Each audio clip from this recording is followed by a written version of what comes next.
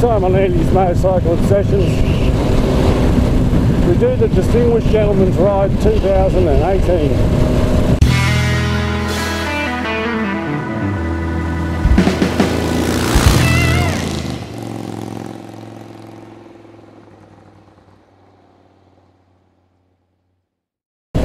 G'day everybody and welcome back. I'm not going to steal her thunder, so Katie Abdullah organised the event today and I'll let her tell us all about it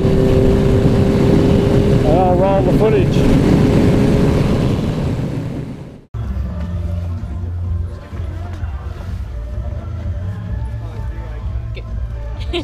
So Katie. Yeah. So Katie Abdullah, everybody. Katie is the proud owner of Billy, probably the most photographed cafe racer in Tasmania, would you say? I don't know. No? Maybe. So she's up there. She has done an outstanding job today. So what did we end up raising? Hobart alone has raised about, I think I might be sitting on 14k now. $14,000. And congratulations on your own personal effort. What was it, 2? It was 1-3. 1-3? Yeah. Okay. So which I'm very happy about because it was actually over my initial goal. The initial goal, yeah. So I think there was 3 of us that got about $1,000. Yeah. So that was a very good effort. I think Jamie was nearly at 2. Yeah, he was nearly at 2. Close. Was he 197 or something like that? Yeah. Great. Good roll up of bikes. Yeah, there's been. I was a little worried about Style Guide because I don't like turning people away or anything. No, that's a tough one. And you see it a lot on different Facebook groups and on forums, etc. And they go, "Oh, we're not going on that. I don't fit the style. They won't have my bike. You know, isn't charity a charity?"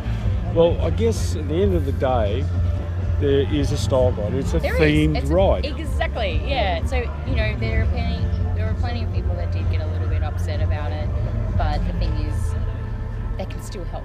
Yeah. They can still help raise funds. Yep. They can still volunteer to be a corner marker or anything like that. Yeah, that's right. It's up to them at the end of the day. Yeah, exactly. Any dollar that helps and any awareness that we can raise towards men's health and for prostate cancer awareness and research is just gold in my view. Exactly.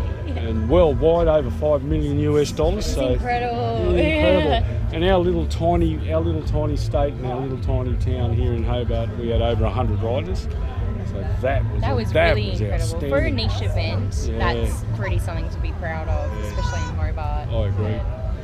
So I want to thank you, Katie, for stringing it all together and herding the cats, so to speak. Yeah. So the ride this year I think was really, really good. Like we got to sort of take in a lot more visually. You know, there was water and more scenic. Far more scenic. That's the word I was looking for.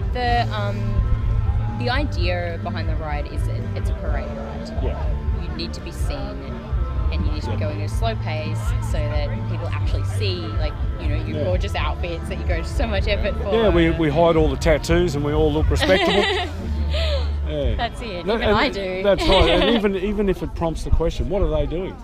Yeah, well, that's it. right. You know, exactly. Or they'll watch it on the news tonight and say, "Oh, that's what those bikes were doing." So it brings that. It's bringing that awareness to the forefront. That's exactly right. In which the forefront bring raising money for prostate cancer, for the funding of prostate cancer research. Yeah, research. Yep. Yeah, and men's mental health programs and raising awareness for suicide in men.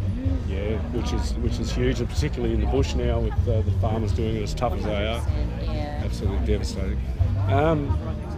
Would you do it again? Definitely. As an organiser? Yes. Yes.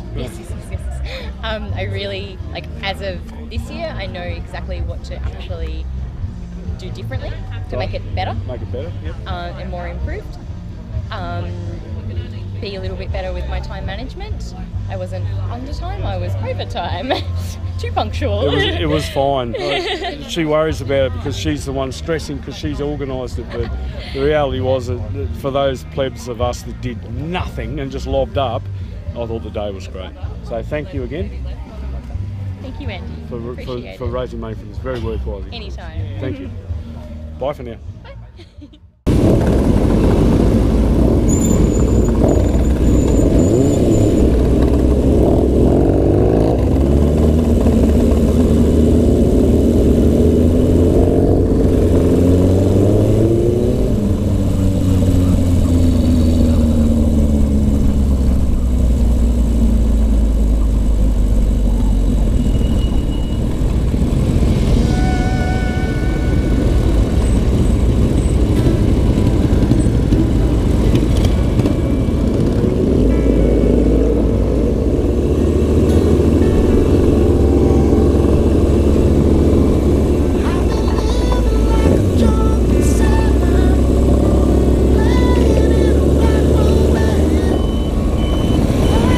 soft car.